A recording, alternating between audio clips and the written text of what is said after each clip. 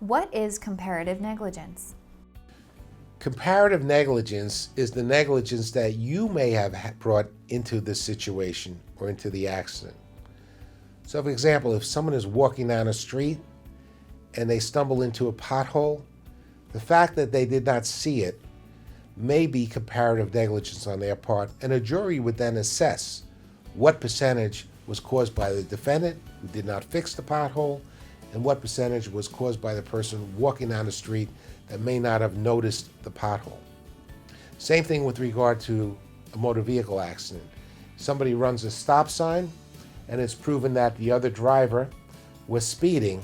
The fact that the driver was speeding may reduce the amount that they're entitled to based upon the percentage of their own fault. So at the end, the jury would say, what percentage was the car that ran the stop sign at fault? And what percentage was the car that was driving 30 miles an hour in a 25-mile-an-hour speed limit zone at fault? And the jury might come back and say 90% one driver, 10% the other. But that's how they assess comparative negligence.